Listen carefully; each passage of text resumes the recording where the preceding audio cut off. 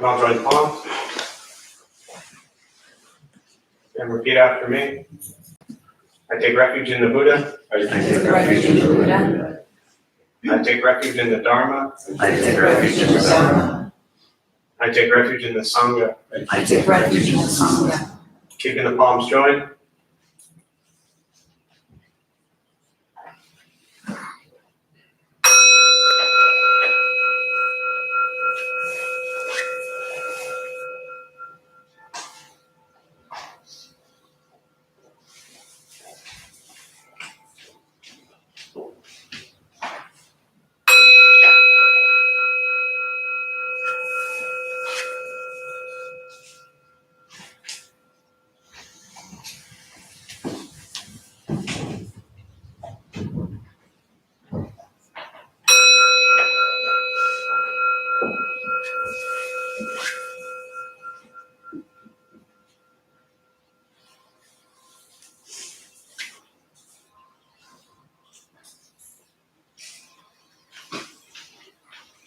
Palms down.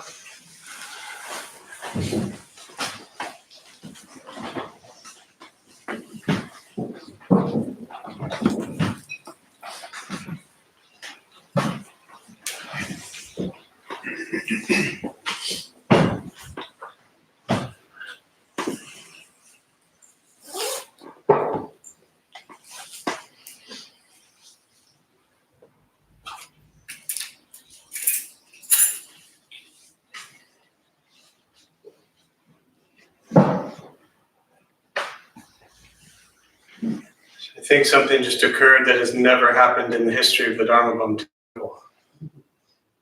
Anyone want to guess what it was? Started on time? No. That's a very good guess. She said started on time. That is very good. It's very close. But my guess is a few times over 13, 14 years we started on time. Before the church fell time. We started early. Really?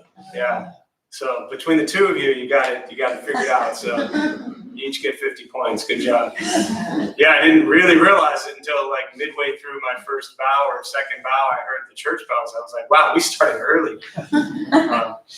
Where that comes from is when we were downtown for the first 10 years, downtown parking is always a wonderful treat. And so we were right at 2nd and Market, which made it extremely difficult to get to.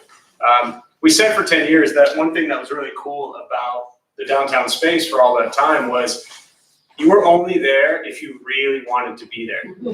And those of you who remember it and went there, you understood. I mean, every time you were going down for a 7 o'clock class from like North County, you would trek 45 minutes in traffic and then spend the next 35 minutes driving around looking for a place to park. Really incredible. So we knew the people were there. They really wanted to be there. So we kind of had this thing where we started everything about 5 to 7 minutes late, just to allow people to get lost if they were going for the first time, park if they were kind of used to coming down, and then just kind of walk over and find us. And then it had the creaky stairs because when we started on time, everyone was sitting, and then 2 minutes later you had to listen to everybody trek up the stairs. And we can all call that practice, but at some point in time you don't want to listen to stairs every time you sit down. So. So we started early, which is also funny. Started early because then you get to see everybody else trickling in right now, which is really, you can't see them, but I see them. Things change, which is what I was going to talk about today anyways, which is impermanence, but I'll save that for after. Everything is subject to change, even us starting late. But I wouldn't make a habit of thinking that we are going to start early. So I'll try to never do it again. I apologize. So we'll do a meditation practice. For those of you here maybe for the first time, a couple things to tell you before we begin. Nothing's going to happen to you. All right, you're not going to float away. You won't have any mystical, magical experiences. The mind that races all day long is not going to shut off. Don't judge your practice. When you don't ask yourself, is this working? Is it not working? Are you doing it right? Are you doing it wrong? We're just going to sit and we're going to breathe. You'll hear sounds inside the room, sounds outside the room. This is life. Life is filled with chaos. And the practice of meditation is learning to stay quiet and calm and still within all of the chaos. If you are brand new, you won't think nothing. Often people think the meditation is about going blank or thinking nothing or shutting off the racing mind. The mind is always going to race. And this practice is about recognizing the racing mind and simply bringing it back to the present moment. Posture, you want to be comfortable. If you're on the cushions, I suggest sliding to the front there, pushing the stomach forward, allows the back to straighten. Shoulders are relaxed. Hands could be on the knees or in the lap. If you're on the benches or chairs, also just trying to sit up straight, shoulders relaxed. Closing the eyes if comfortable. Mouth is open or closed. Most important, don't expect anything. I'll guide us as we begin, and we'll settle into a little bit of silence.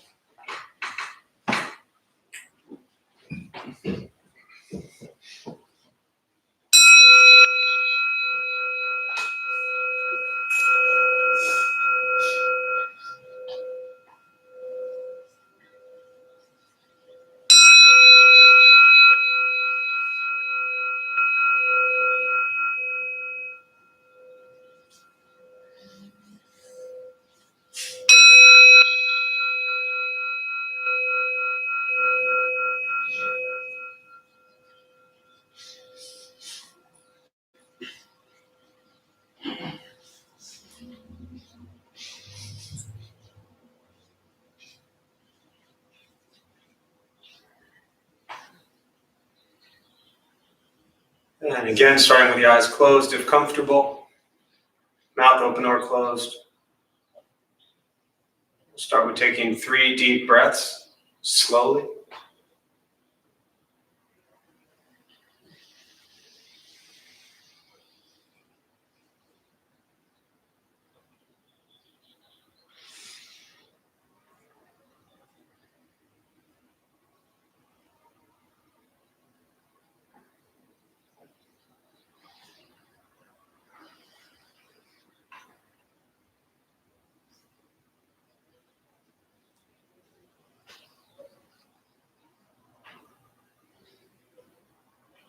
And eventually, settle into a natural rhythm of the breath.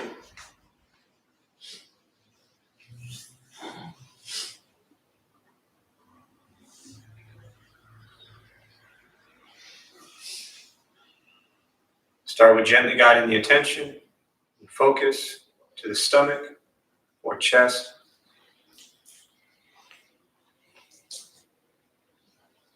Breathing in, feel them rise. Breathing out, they fall.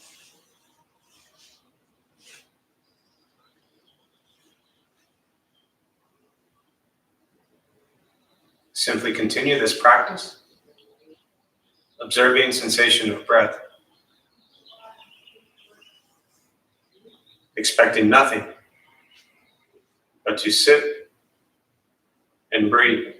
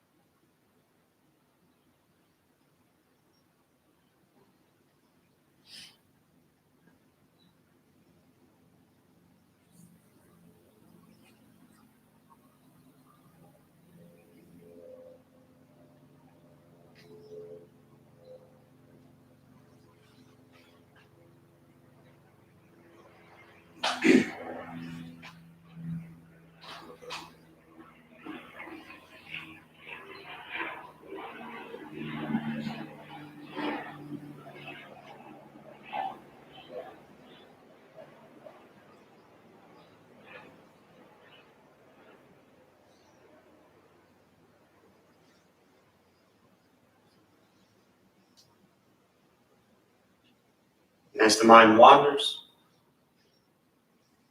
lost in thought, recognize it.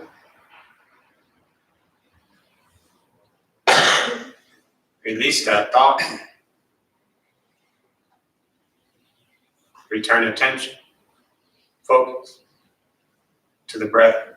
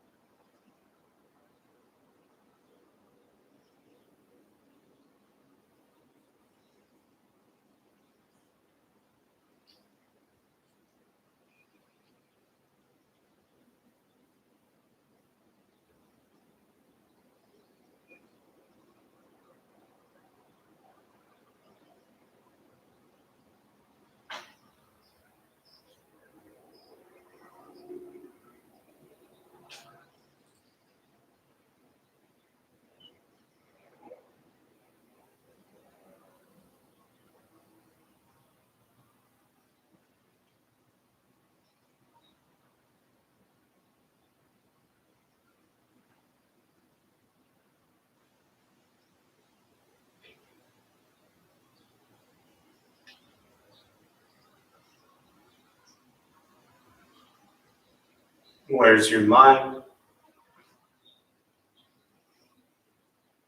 Lost in thought. Return attention, focus to the breath.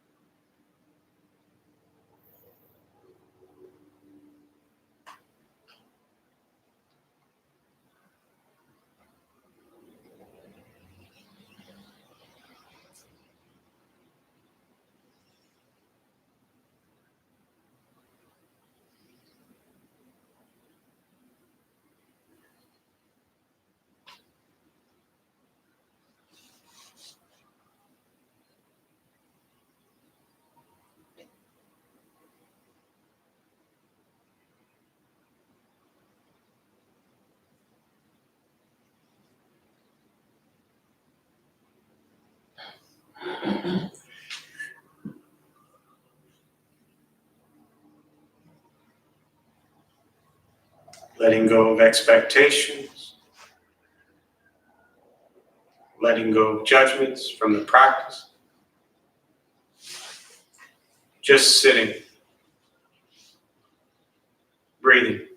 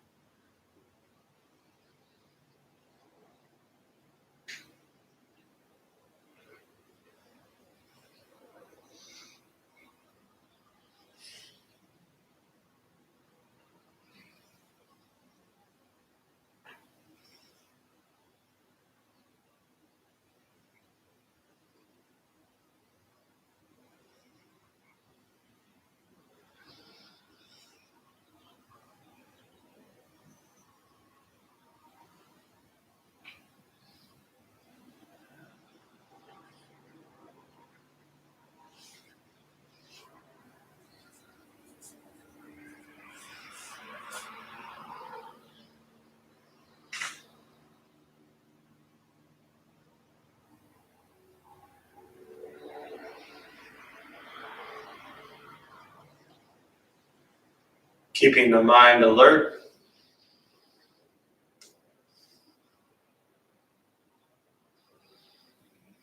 Aware of each sound.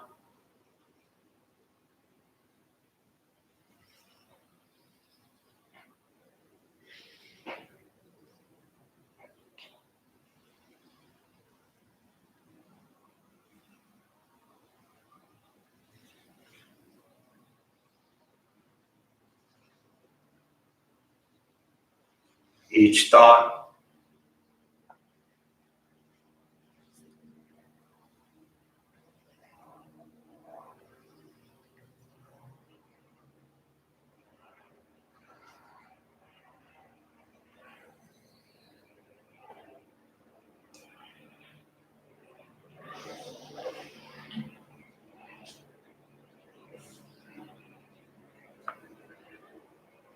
Each physical sensation.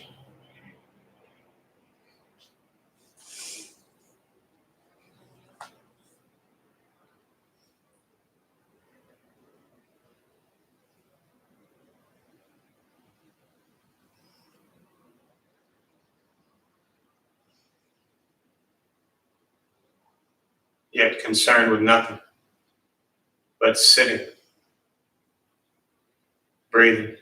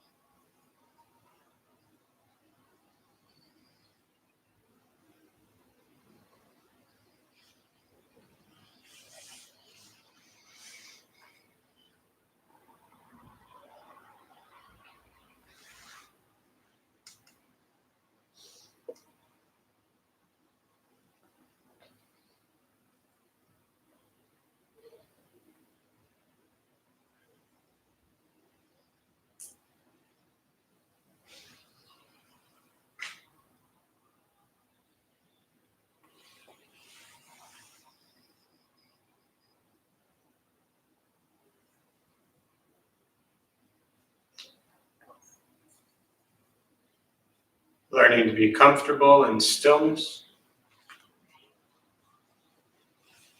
in quiet,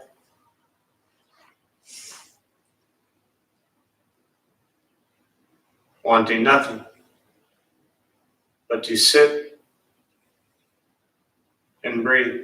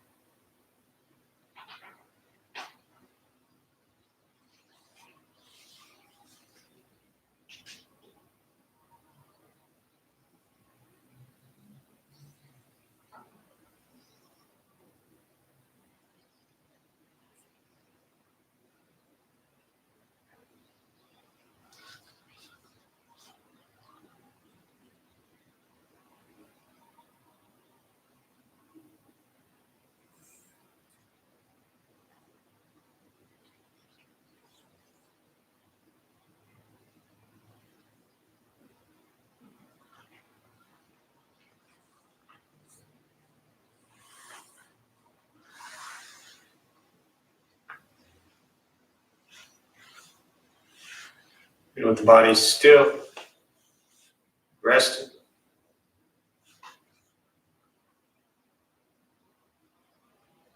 And the speech quiet, aware of all sounds.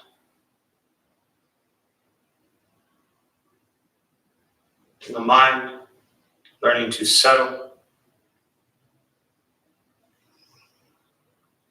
Know what it's like to just sit and breathe.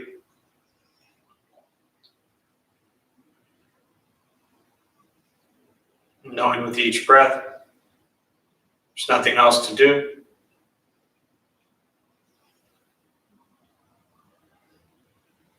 Nowhere else to go. Nowhere else to be.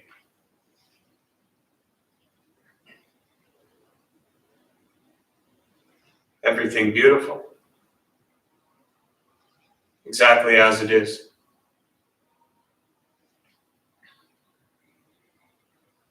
Sitting. Breathing.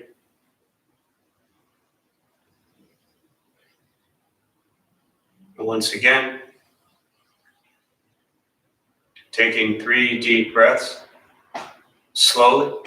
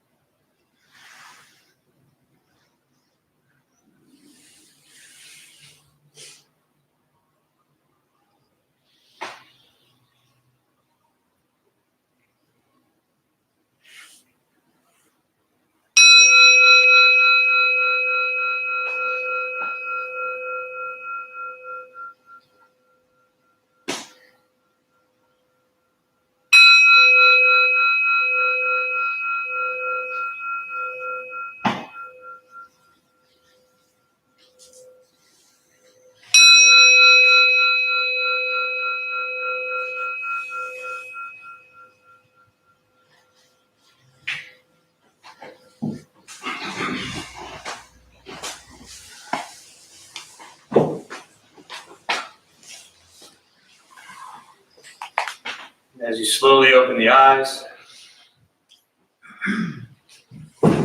slowly beginning to move.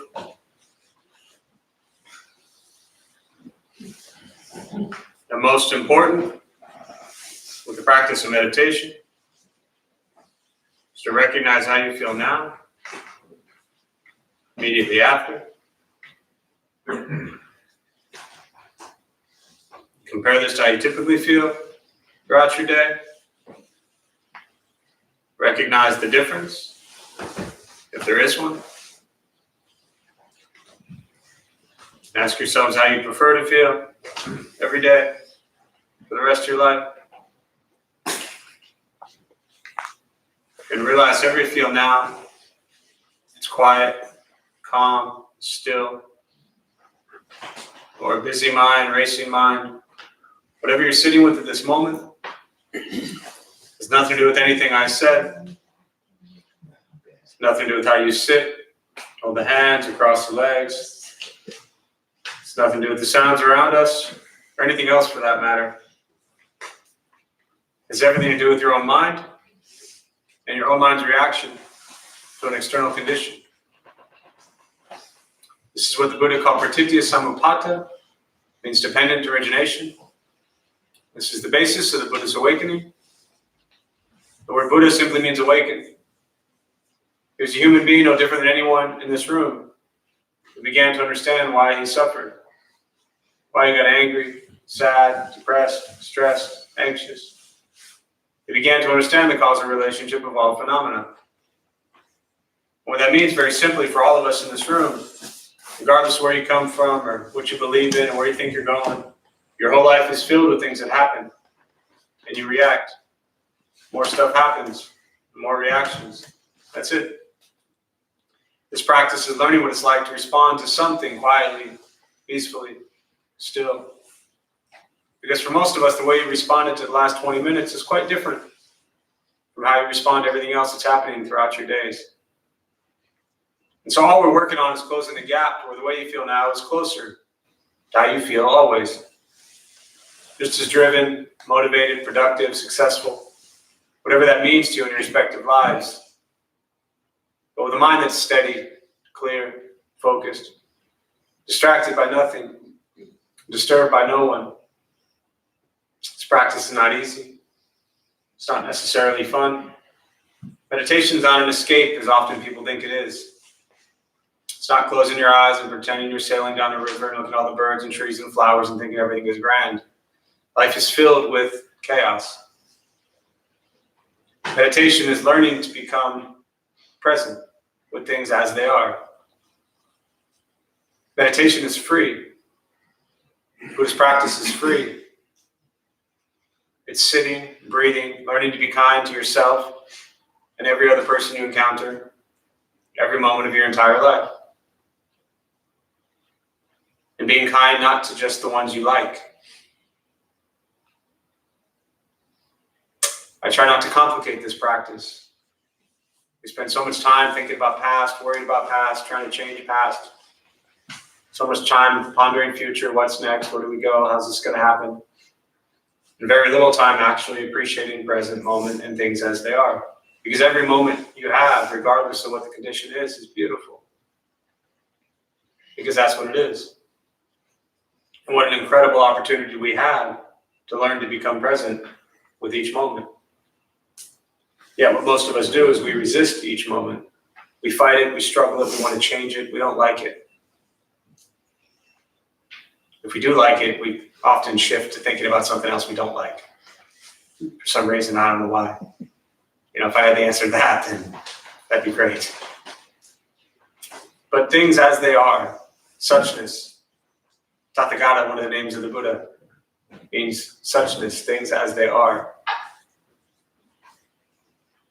How many of you try to resist things as they are? It's impossible. That's the other thing. It's impossible to change what's actually happening in that moment. You can create conditions, causes and conditions. This is karma, the law of cause and effect. You can create causes and conditions that create the next moments. But in that moment, you cannot change that moment. You only can do things prior to that moment that would have had an impact on that moment. Really difficult to do when you break it down. But learning to be with things as they are is, to me, the greatest thing in this practice. You get angry, you get sad, you get depressed, you're thinking about past and things that didn't work out, wishing it had happened differently. You get anxiety, stress, fear, worry. There's the mind wandering to the future. How's it going to work? What could happen? So you learn to just stay in each moment and breathe with it.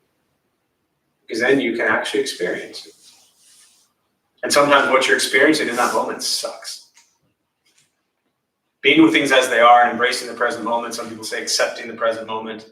I'm not a huge fan of it's just my personal Jeff mind. I'm not a huge fan of accepting the present moment, because when we accept it, to me, what that says is I don't like it, but I'm going to choose to accept it, which is still the aversion and the resistance to the present moment. For me, I prefer just, semantics really in my mind, learning to be with things as they are. Acceptance still requires me, still requires the judgment, the discernment that says, I don't like this, but I'm going to learn to make it okay. Right? So for me, the practice is to be with it and not judge it. So I was going to talk about impermanence a little bit, but just to say brief things on that, and then as usual, I really prefer to just open up to questions, meditation, Buddhist practice. There's what I learned in Buddhist practice. It's called the 3 Dharma seals: nirvana, no self, and impermanence. And when you look at the teaching of impermanence, It's very simply to understand that everything changes. Everything. Always. Similar to what I was talking about earlier, I guess, with our resistance to things as they are, but every moment is change. All the people in our lives at some point will be gone. All the clothes we have in our lives at some point will be gone, although we can hang on to those concert t-shirts for a long time. Funny, I looked at Mark and I just saw concert t-shirts. But we can hold on to stuff, but everything we have at some point in time will be gone. People, places, and things, I always like to say. And this causes a lot of difficulty. And so for me, I think the greatest practice of dealing with impermanence, again, comes back to finding gratitude and appreciation for things as they are. Someone a while back, one of the college students, said they were visiting here from USD, I think. And USD. And one of the students said, "What do Buddhists say about death?" And I looked at them and I said, "They say it's going to happen." Right? And it's this thing that we fear, and I get it, right? I get it. But it is what's going to happen. Right? To my knowledge, no one I know has been able to escape it yet. Right? If they haven't, I haven't met them and they haven't told me about it. But that's the greatest form of impermanence that often we resist. The Buddha said we have birth, we have aging, if we're lucky. We have sickness, and then we have death. And so what that teaches us is if we understand impermanence completely, and we all know at some point in time that we're going to be gone physically, then why waste any moments of your life angry, complaining, miserable, frustrated, in very often times the simplest little things. I get it, there are serious things that occur in our lives that are pretty traumatic, and I'm not saying that you should, oh, well, yeah, that's okay. But just watch yourself today, right, as we approach noon. Watch the rest of today, the things that occur that bother you. And ask yourself, are these really that necessary? Are these things really so necessary that it's going to ruin the next 5 minutes or 20 minutes or 10 years of my life? Because we all have those things that we've hung on to for so long that occurred years ago, and we still hang on to it.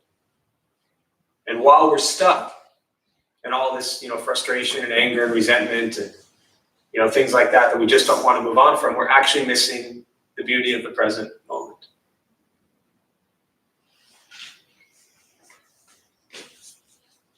So just ask yourself today, when things happen, 6 months from now, whatever you get, by 2 o'clock, I don't know, probably 90% of the people in this room, myself included, might be frustrated or irritated with something. By 2 o'clock, and I'm being generous, half of us by the time we can get out the door, right? So ask yourself when that occurs. 6 months from now, is that thing that's bothering you really going to matter? And the answer very often is probably not. So see how that works for you. And when we know that everything is going to be gone at some point in time, especially the people that we know and love in our lives and the strangers we meet that have single encounters with, don't miss that opportunity. Just be with it. So with that, I'll open up to questions, meditation, Buddhist practice, anything you're sitting with that I can respond to. Yeah, that was quick. Yeah. Well, hello. Hello. I think I know the answer, but I'm not sure. Okay. What you were just speaking about, does that go for guilt and remorse as well? What I was just speaking of goes for everything. Guilt, remorse, pancakes, everything. Thank you. Yeah. You said you think you know the answer. Was that the answer you were going to go with? Yeah. Yeah. Were you wishing I said something else? Yeah. Yeah. It would have been a lot easier if I said, you know what, everything I just said, but guilt and remorse, hold on to that forever because that's fun. Right. I love feeling guilty about all the things I did 20 years ago. That's a lot of fun. That makes me feel more good about myself. You know? Being mean and angry and bullying people, that was a lot of fun. You know? You could spend your whole life guilty and remorseful about things you've done. And very often that just, if you feel even beyond any emotion, guilt or remorse, when you roam around all day feeling guilty and remorseful for things you've done, how does that make you feel? It's not easy to be compassionate. It's not easy to be compassionate. It feels terrible. Yeah, you feel like shit. You feel like shit. Yes, I just repeated that for our fans out in the YouTube world. That's all. All four of them. But yes, when we feel guilt and remorse, we don't feel good. And when we don't feel good, how are the choices we typically make? Say again? Impulsive. What else? When we don't feel good, we make choices. Negative. And when we make negative, impulsive choices, what are the outcomes of that usually?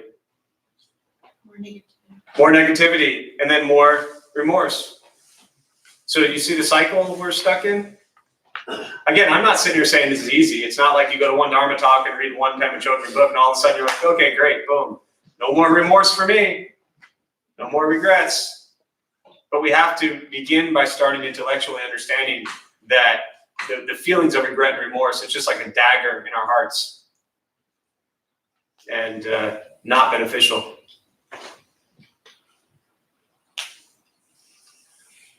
What else?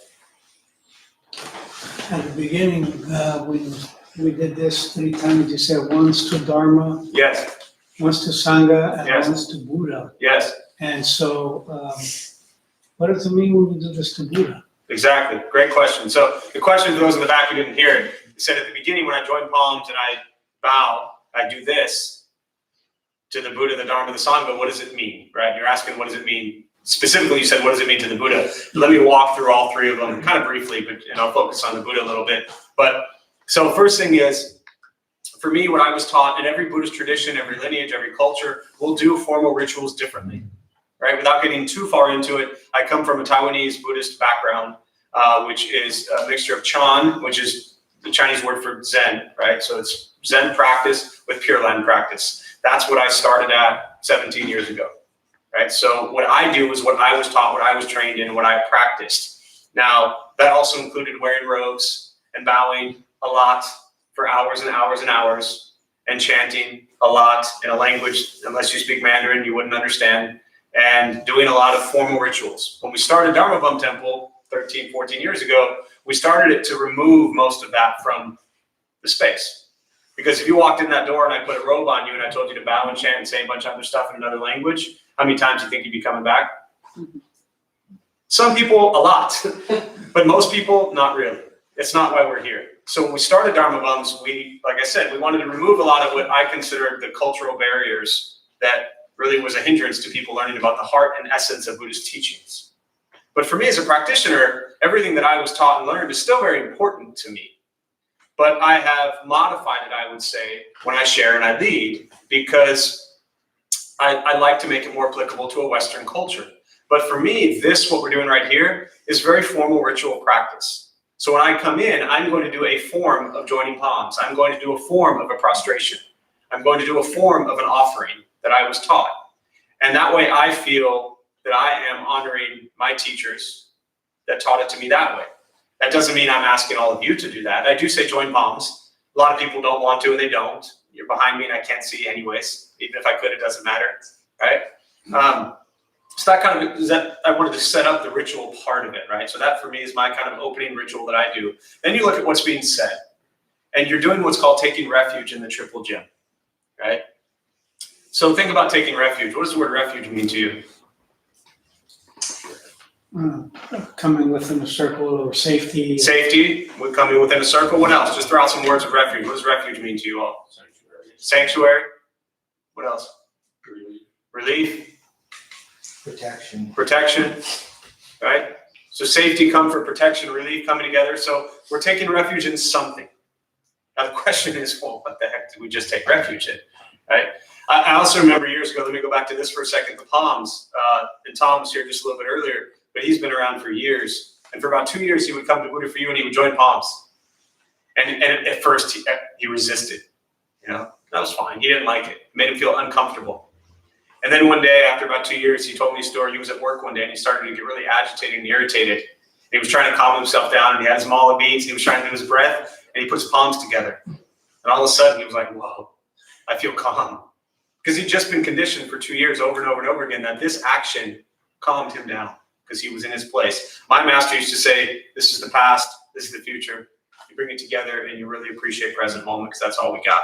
So it starts with the joining the palms, and then the taking refuge, safety, comfort, protection. First one is we take refuge in the Buddha. Now, the Buddha himself, for those who don't know, he was just a dude. His name was Siddhartha Gautama. He was a prince. At 35 years old, they realized he figured out some stuff, and they called him the Buddha, which means awakened one. And then he died at 80, right? That's the 10-second version of his life. So when we take refuge in the Buddha, we're not taking refuge in him because he died. So he can't help you much right now, right? You're on your own. But what taking refuge in Buddha means is what's called Bodhichitta, Buddha nature. And that if Siddhartha Gautama was called the Buddha, he was born, right? He cried, he ate, he slept, he worked, he studied, he went to the bathroom. He did all the things that we all do, and he suffered as well. He figured out how to end his suffering. And so when we take refuge in Bodhicitta, Buddha nature, it's recognizing that Buddha nature is within all of us. That just like he awakened to end his suffering, we too can awaken to end ours. For me personally as a practitioner, I don't wake up one day and say, is today the day my suffering is going to be gone? I just think, can I suffer less today than I did yesterday? I'm good with that, right? So we take refuge in safety, comfort, protection, and knowing that we too can end our own suffering or minimize it. The second thing, does that make sense on the Buddha? Okay, we'll come back to it. Let me finish this, and then if you have questions. The second thing is the Dharma. We take refuge in the Dharma, which is the teachings. Very simply what he taught. So all the things we talk about here, right? Loving kindness, compassion, joy, equanimity, generosity, morality, patience, diligence, concentration, wisdom, Four Noble Truths, Eightfold Path. These are the core teachings, the heart of what he spent 45 years sharing. And so we find safety, comfort, protection that if we go out and live a kind, compassionate, generous life, then we create conditions, hopefully, for a kind, compassionate, generous world. Right? It doesn't always work that way, but that's the practice. And then the last one is the Sangha, which is interesting because you said refuge to you was actually kind of coming together, right? That's what Sangha is. Sangha is the community. We take refuge in the community of people that come together to practice. At the time of the Buddha, it was the Buddha himself and the monks, and then the nuns and the lay people, but the monks initially and the nuns, that was their Sangha. Sangha in a modern sense very often is you put a bunch of people together, you talk about meditation, you talk about Buddhism, you practice. This is our Sangha. This is our community. So that's taking refuge in the Triple Gem. Confusion or anything on the first No, one? not confusion. I'm just for myself, I've been doing some reading, Yeah. watching YouTube videos, and trying to separate this from like a higher power. Definitely. Yeah. I'm comparing it a philosophy to a religion. Yes. Yes. And philosophies are not religions. Religions are not philosophies. Philosophies are religions, and religions are philosophies. Whatever you call them doesn't matter. So let me follow up to what you just said to hope set some clarity for you and in others, I'm sure, in the room that would struggle or ponder the same thing. The Buddha was not a god. He didn't ask you to believe in him as a god. In fact, he was asked 12 questions he refused to answer. And one of them was, what about belief in gods or goddesses? This is India 2,500 years ago. Everybody, for the most part, believed in gods and goddesses. They all believed in rebirth, reincarnation. It was just the way it was. And they said they were Hindu, right? So they asked him, should we believe in Hindu gods and goddesses? And his response was, in essence, if you do, great. If you don't, that's up to you. Great. That's your choice. I cannot tell you what to believe in. I can simply share with you a peaceful, simple, beautiful way to live your life. But as a human, not a god, he couldn't tell you. He was very clear about that. He didn't want to be treated like a god. He didn't want to be revered like a god, right? Early on, and even after that, he was revered as a prince. So India 2,500 years ago, or princes today, there's reverence for them, and that definitely existed, but not in a godlike manner, right? You'll see images of them kneeling down in front of him and putting their head down, which is a tradition that continues today, and offering up to him. But when you see that in a text or described or read, it's not as in a godlike form. It's more of a reverence and respect for someone like him in India at that time. That makes sense? Yeah. So then the religion philosophy part, technically the definition of religion is a belief, and you said higher power is a belief in a higher power. In Buddhist teachings, there isn't the higher power, right? So one could say, technically, Buddhism is not a religion. Ironically, one of the reasons most people get into Buddhism in a Western culture is because they say it's not a religion. So people are like, I hate religion, I'm anti-religion, so I'll check out that Buddhist thing. Great. Check out that Buddhist thing, call it a philosophy, call it a way of life, because in reality, that's what it is. It is a philosophy and a way of life, no belief in a higher power. But I always caution people that if you go to Japan today, if you go to Taiwan today, if you go to Thailand today, and you roam around and you're like, that's not religion, that's philosophy or way of life, it's kind of insulting to that culture, right? It'd be like walking into the Catholic Church across the street and saying, this isn't a religion. So to them, to the people who practice it, it's very much a devout, faithful, religious practice. In the West, it's not seen that way. And that's where you get into, and I often, as a show of hands, there's probably 3 people in this room right now that if I said, are you Buddhist? You'd see 3 hands. That's why you see so many people who are Christian, Catholic, Muslim, Jewish, pagan, or lack thereof, who get into Buddhism because they don't feel that it's leaving or resisting their really core, beautiful religious beliefs. It doesn't conflict with it, right? I know people, and I won't name them, who go to Torah study every Saturday morning at the Jewish temple and then come here for their meditation. Beautiful. There's people who are here right now, they're going to be at church on Sunday tomorrow. Beautiful. So, philosophy, religion, call it what you want. I don't think the Buddha would have cared. Buddhism didn't exist when the Buddha was alive. He was just some dude telling people how to be nice. So, yeah. Other questions? Yeah. When you're talking about impermanence, so one of my 3 dogs has bone cancer, and the Buddhist teachings has helped me be more comforted in, her being sick and thinking about impermanence. And I have appreciated what I've had with my dog family and, my partner, and because I know that it's going to end. But then when it happens, you're like, oh, okay. And I was like crying, thinking about how like she just doesn't know, that she's sick and how hard that is. But then it dawned on me, like, I don't know either. Like I could be dying, right? Yeah, well, we are. We're all on our way. Yeah. We're all one moment closer to death. So I always say that. And it occurred to me that that's where I'm at. I'm like, I am on that way. Yes. I'm on that path. Yes. We all are. Yes. And so I'm just like her, hers is just probably going to be sooner. But mine, I realize I'm like, that could happen to me today, right now. Correct. So I like that you brought up impermanence. It does give me some more comfort.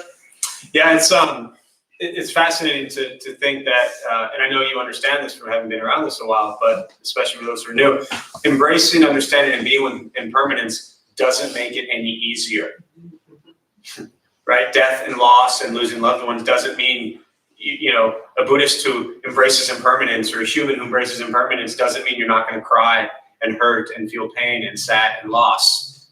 Embracing impermanence doesn't mean you're like, oh yeah, we're all going to die, this is cool. It sucks. But as you're sharing, the view that understands that, yes, you have a dog, your dog, who is sick and identified exactly what it is. And in those situations with animals or humans, you look at what can or can't be treated. And in many cases, they seemingly are much closer to it than, being in the free and clear. But same thing, yes, for us. As I said earlier, I haven't said it in a while, but I used to always say we're always one moment closer to being gone. And again, it reminds us to just have those. And when things like that happen, like you're going through right now, which I know you already would be doing anyways, it's like, okay, I know this is coming. And yes, it's coming for you too at some point, but we like to think not yet. Mhm. So you have this time now, and so you think about what are those moments really going to be like? And when you're out roaming around, like, do you want to spend 20 minutes doing something that's absolutely worthless, meaningless, means nothing, wasting your time arguing, being frustrated, irritated, and doing some meaningless little thing? Or do you want to kind of eliminate the 90% of things in your life that are not that important and really focus on what is most important right now? And that is giving the love and care that you can in that moment with your dog, for you and the dog. And then when that time comes, you'll know, like, okay, I've loved, I've cared for, I've been there as I could and how I could. And you'll be crying the whole way. Yeah. So. Other thoughts, questions? Nice light topics on Saturday morning.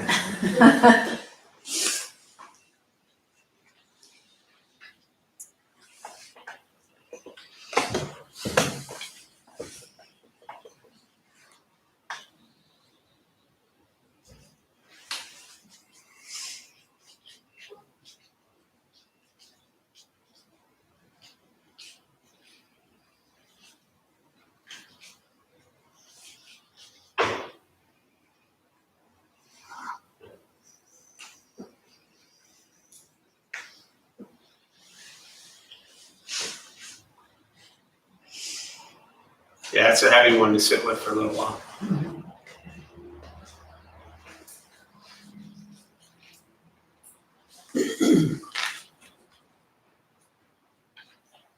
And I started early, I could be crazy and actually end early too. Any final questions or thoughts or anything before I wrap up?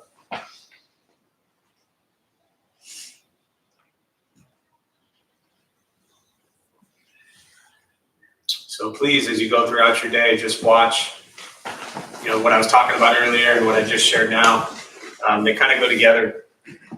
Just recognize how frustrated you'll get, angry you'll get at something today, and realize that that moment is taking away time and an opportunity to do something that really matters, or to be with someone that you really love, or to care for someone that needs it.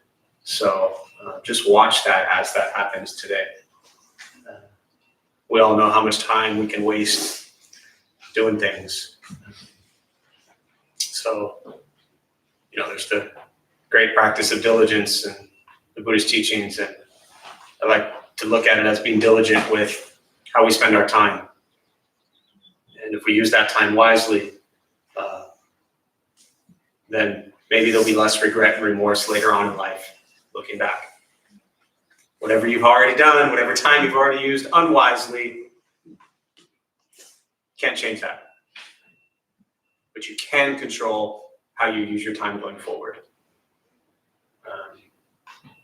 And God knows I have wasted so much time in my life, so I'm just going to keep going forward. All right, so we'll join palms if you'd like, and we'll close.